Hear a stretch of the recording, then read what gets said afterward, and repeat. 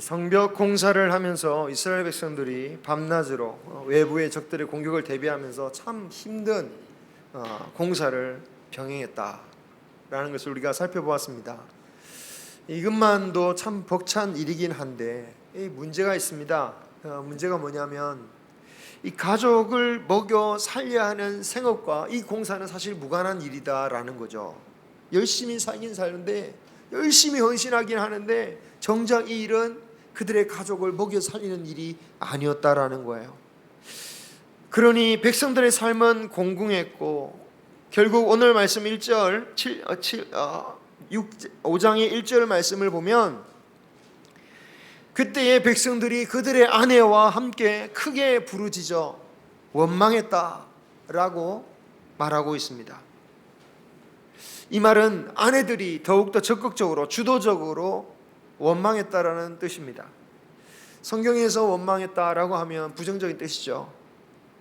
그래서 1절 말씀을 보면서 백성들 특히 여인들이 그렇게 했어? 그들은 믿음이 없구나 라고 생각할 수 있습니다. 그런데 원어 성경을 보면 원망이라는 말이 기록되어 있지 않아요.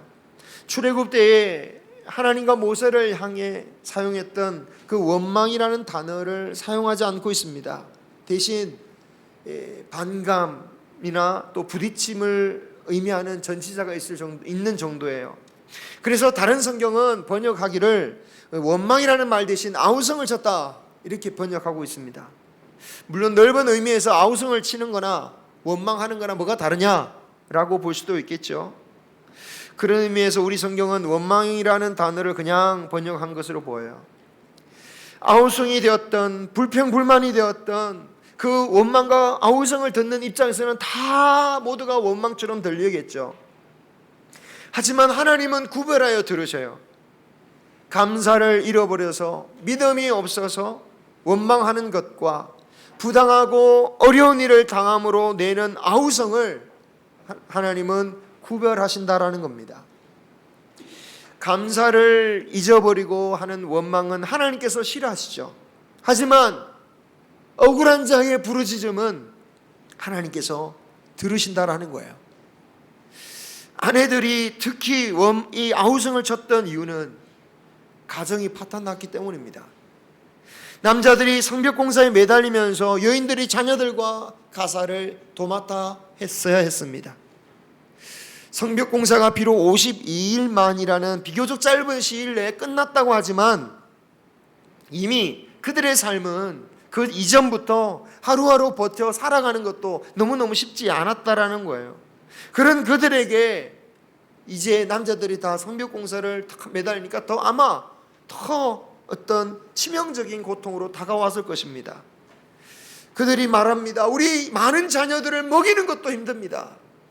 또 페르시아 왕에게 바쳐야 할 세금도 있는데 그 세금도 하나도 없습니다. 15절을 보면 느헤미야 이전의 총독들은 악착같이 백성들의 소유들을 빼앗았다라고 말하고 있어요. 가난한데 힘 있는 자들이 그것까지 빼앗고 있는 겁니다.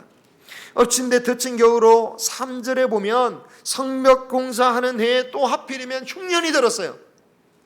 남아있는 곡식도 빼앗기고 거기다가 많은 세금까지 도무지 어떻게 할 도리가 없는 거죠. 그래서 백성들은 곡식을 얻기 위해서 어떻게 합니까? 세금을 내기 위해서 어떻게 합니까? 자신들의 밭을 파는 거예요. 자신들의 집을 팝니다. 저당 잡힙니다. 그러다가 못 갚으면 높은 이자에 결국 헤매이다가 결국 말도 안 되는 헐값에 재산을 다 빼앗겨 버리는 거예요. 그리고 그것으로도 부족해지니까 어떻게 합니까? 자신들의 자녀까지 팔기 시작합니다. 종으로 파는 거예요. 다 키울 수 없으니 한 명이 희생하는 거죠. 옛날에 우리나라도 그랬지 않습니까? 그런데 5절에 보면 우리의 딸 중에는 벌써 종된 자가 있다라고 말합니다.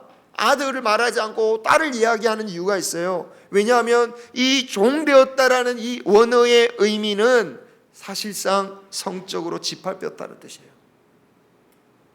단순히 식모살이로 팔려간 게 아닙니다. 성적인 놀이기가 된 거예요. 비참한 거죠. 그러니까 아내들이 아우성 치는 겁니다. 재산도 빼앗기고 자녀도 빼앗기고 망가지는데 우리가 어떻게 해볼 도리는 없고 어떻게 하란 말이냐, 어떻게 살란 말이냐, 어떻게 해볼 힘이 우리에게 전혀 없다라고 하소연하는 겁니다. 정말 기가 막힌 이런 짓을 대적들이나 이방인이 한 게 아니었다라는 거예요. 재산과 권력이 있는 이스라엘 사람들이 했다는 겁니다. 그것도 이런 일을 언제 했냐면 그때에 벌였다라는 거예요. 그때 1절에 그때가 언제냐? 백성들이 자신의 생계를 내려놓고 성벽 공사와 성을 지키는 일에 가정도 내려놓고 일을 하고 있는 그때입니다. 그렇게 힘없는 백성들은 목숨 걸고 가족의 생계까지 내려놓고 감당하고 있는데, 힘 있는 자들은 자신의 것을 이용해서 배를 불리고 재산을 늘리고 있습니다. 느헤미야가 이 이야기를 들으니까 6절에 크게 노했다, 정말 크게 노했다라고 말하고 있습니다. 우리는 이런 말씀을 보면서 이런 의문이 들어요. 하나님께 일단, 하나님, 지금 주의 일을 감당하고 있는 주의 백성 아닙니까? 바벨론에서 포로로 돌이켜 주신 분 아니십니까? 그렇다면 하나님께서 그냥 풍년을 내리시든지 축복을 그냥 팍팍 쏟아주시면 되지 않겠습니까? 분명 예루살렘에 돌아갈 때에 1차, 2차, 3차마다 바사 왕을 통해서, 페르시아 왕을 통해서 그런 복도 주시지 않았습니까? 아마도 불신자들은 이것이 정말 하나님이 살아계시다면 어떻게 백성들에게 이런 고통을 주는 게 말이 되느냐, 필요한 거 다 주신다더니 이렇게 고생시키냐 라고 하겠죠. 그죠? 사실 그것은 우리도 그런 생각을 하게 되어 있습니다. 왜 하나님 이렇게 안 도우십니까? 왜 이렇게 어렵게 하십니까? 그런데 여러분, 하나님의 뜻이 무엇입니까? 하나님의 뜻은 무엇이냐? 하나님의 뜻은요, 백성들이 받은 은혜를 함께 나누는 것입니다. 풍성한 물질을 주셔서 물질의 걱정이 하나도 없게 하시는 것, 그게 하나님의 뜻이 아닙니다. 그랬다면 하나님께서는 가나안 땅에 이스라엘 백성이 들어갈 때도 그냥 하나님께서 메추르기와 만나를 끝까지 내려주시면 되는 겁니다. 이스라엘 백성 중에 가난한 사람 한 명도 생기지 않게 만들어주시면 되는 겁니다. 하지만 그게 하나님의 뜻이 아닌 거예요.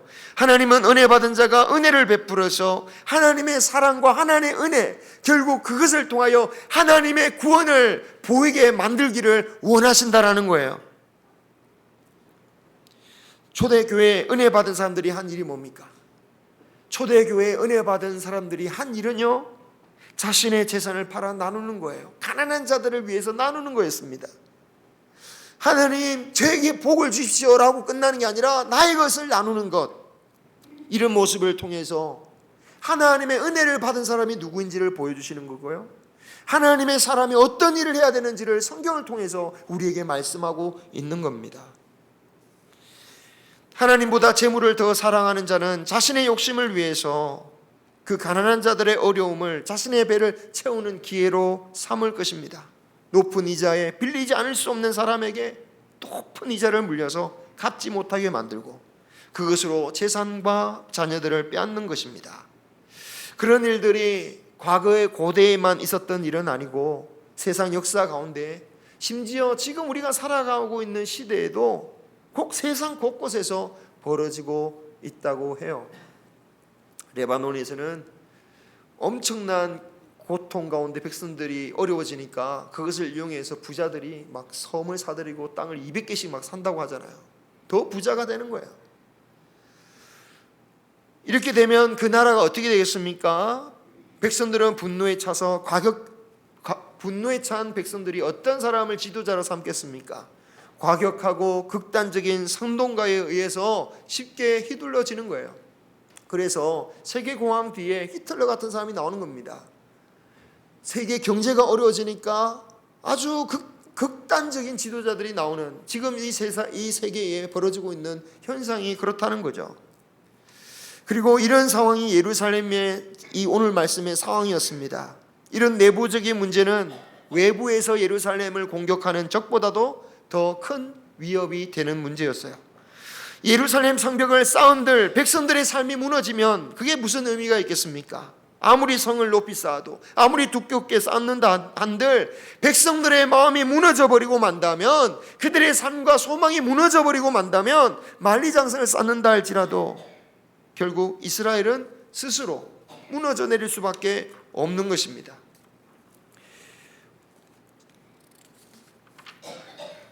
이 사연을 들은 느헤미야는 크게 분노합니다. 느헤미야의 속이 얼마나 뒤집혔을는지 정말 상상하기 어려워요. 왜냐? 그는 이 예루살렘을 위해서 끝없는 희생을 한 사람입니다. 백성들을 위하여 페르시아의 높은 권세도 내려놓고 이곳으로 왔습니다.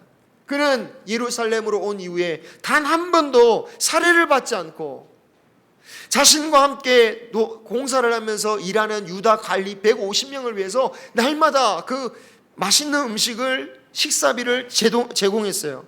왜? 백성들의 사정이 너무 딱하니까 자신이 받을 것도 안 받고 돌아가는 공적인 비용도 다 자기가 낸 겁니다. 하나님의 사람의 마음은 이런 마음인 것입니다. 그러나 귀족들은 오히려 백성들의 궁핍함을 이용해서 그들의 재산을 삼키고 자녀들까지 종으로 삼는다고 하니 느헤미야가 얼마나 분노할 만하지 않겠습니까? 이것은 어찌 보면 느헤미야가 그들을 심판할 수 있는 근거가 될 수 있을 겁니다. 시내산에서 주어진 율법의 상황을 명백히 어긴 것이기 때문이죠.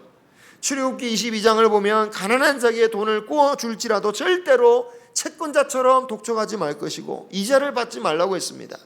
만약에 옷을 전당 잡을지라도 해가 지면 그 사람이 잠을 자야 되니까 추울 거니까 아무리 저당을 잡힌 옷이라도 그 옷은 돌려줘라. 율법으로 정해주신 거예요. 그런데 이들은 율법을 어긴 겁니다. 옛날 다윗이요, 나단 선지자로부터 이런 얘기를 들었어요. 어떤 부자가 가난한 자의 사랑하는 양 한 마리, 딸처럼 키우는 양 한 마리를, 그 많은 양을 가진 부자가 자신의 손님을 대접하기 위해서 죽였습니다 라고 하니까 다윗이요, 자신을 향한 말인지도 모르고 흥분해가지고 야, 그런 사람은 살려두면 안 돼, 죽여야 된다, 막 이렇게 펄펄 뛰어요. 만약 그때 다윗과 같은 심정이었다면요, 당장이라도 아마 느헤미야가 그 귀족들 다 심판할 수 있었을 거예요. 그런 힘도 있었죠. 하지만 느헤미야는 7절에 어떻게 합니까? 깊이 생각했다. 깊이 생각했다. 화가 나도 10초만 세워봐라 라는 이야기가 있죠. 잠깐이라도 그 10초만 참으면 어리석은 선택을 피할 수 있다라는 일반적인 그런 교훈입니다. 그런데 우리는 그냥 10초만 셀 게 아니라 무엇을 하는 것이, 어떤 결정을 하는 것이 정말 하나님의 뜻에 맞는 것인가, 그 하나님의 뜻을 깊이 생각해야 됩니다. 내 감정이 앞서고 내 분노가 앞설 수 있습니다. 하지만 정말 하나님의 뜻이 무엇일까, 그것을 깊이 생각할 수 있는 저와 여러분이 되기를 소망합니다. 그렇게 깊이 생각한 다음 귀족들과 민장들을 소집합니다. 그리고 그들에게 단호하게 죄를 지적하죠. 7절에 형제들에게 높은 이자를 받는 일이 무슨 말이냐, 8절에 이방인의 손에 팔렸던 바벨론 포로 백성들을 이제 우리가 다 이끌고 왔더니 너희들이 다시 우리의 형제들을 종으로 파는 거냐, 또 다시 나보고 우리 보고 그 백성들을 사오란 얘기냐, 나무랍니다. 그리고 이제부터 이자 받기를 그치고 백성들로부터 받은 밭이나 포도원, 집 다 돌려주고 구워진 돈이나 양식떡의 100분의 1을 돌려주라고 명령합니다. 죄를 지적하고 있죠. 그러나 이것은 결국 회개를 촉구한 겁니다. 회개를 촉구한 이유는 뭡니까? 다시 한번 기회를 주는 거죠.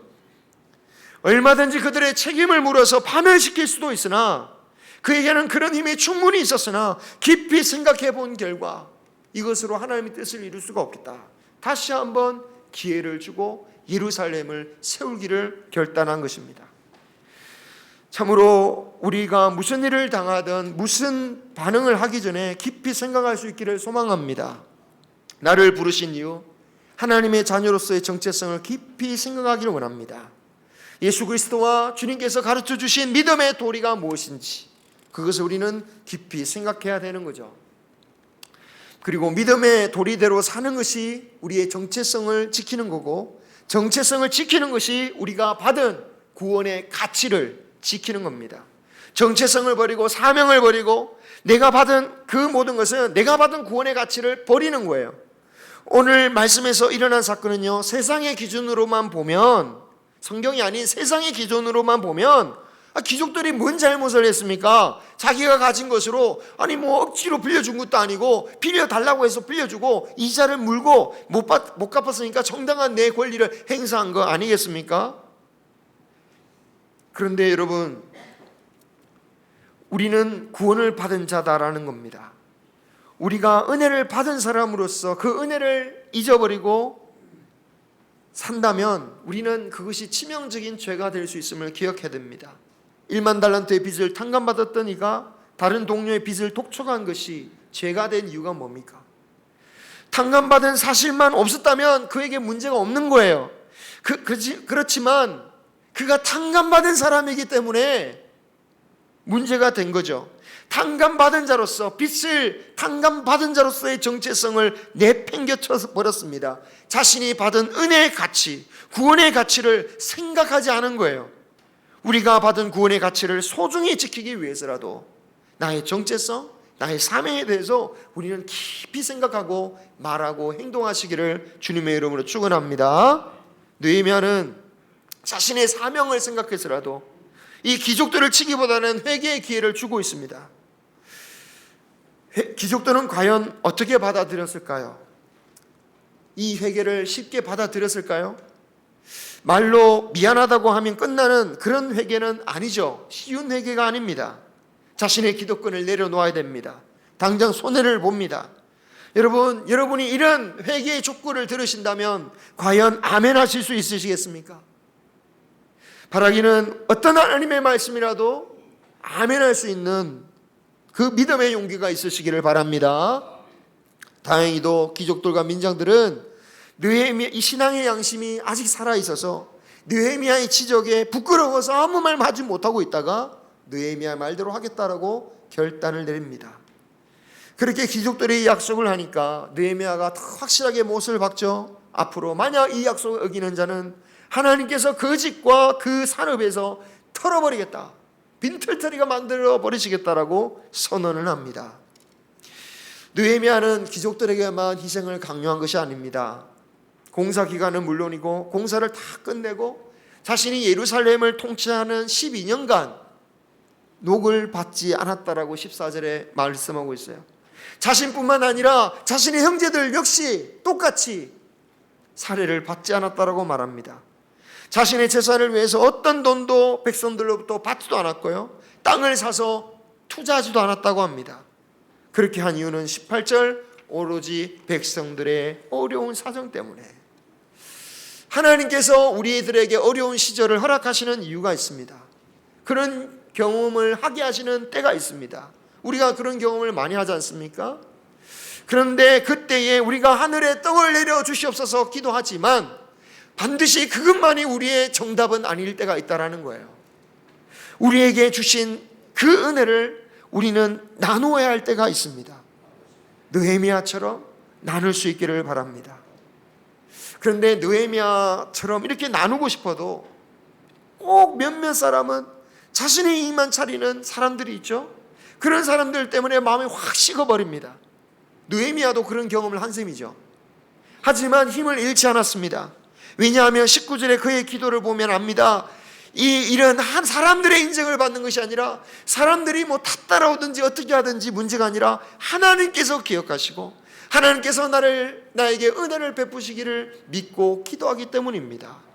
다른 사람이 어찌하든지 어려울수록 주신 은혜를 베풀 수 있는 저와 여러분이 되기를 소망합니다. 여러분, 이 어려운 시절 백성들은 이런 느헤미야를 보고 또 한 가지 정말 중요한 메시지를 받은 거예요. 이 어려운 시절이기 때문에 사실은 주어지는 메시지입니다. 바로 이 느헤미야를 통해서 그때까지 선지자들을 통하여 예언되어졌던 메시아에 대한 소망을 가질 수가 있었어요. 비록 느헤미야는 메시아가 아니었지만 메시아의 모습을 보면서 자신들에게 앞으로 오실 메시아의 긍휼함과 그 의로움과 사랑을 그 느헤미야를 통해서 발견할 수 있었다라는 거예요. 그래서 그 선지자들의 소망, 그 말씀을 들으면서 그 소망을 잃지 않고, 이 느헤미야 같은 더 뛰어난 메시아가 우리에게 오시겠구나. 그 소망으로 살 수 있었다라는 겁니다. 우리 또한 다시 오실 메시아를 우리의 몸으로 나타낼 수 있기를 소망합니다. 진정한 소망. 여러분, 우리가 걱정 없이 잘 사는 게 아니라 이 땅에서 우리가 어려운 환경 가운데서도 믿음으로 살고 은혜를 베품으로 말미암아 구원과 소망과 참 기쁨이 우리의 교회를 통하여, 우리 하나님의 믿는 자를 통하여 나타난다는 것을 우리의 몸으로, 우리의 삶으로 나타낼 수 있는 우리 사랑하는 교회 성도님들 되시기를 주님의 이름으로 축원합니다. 기도하겠습니다.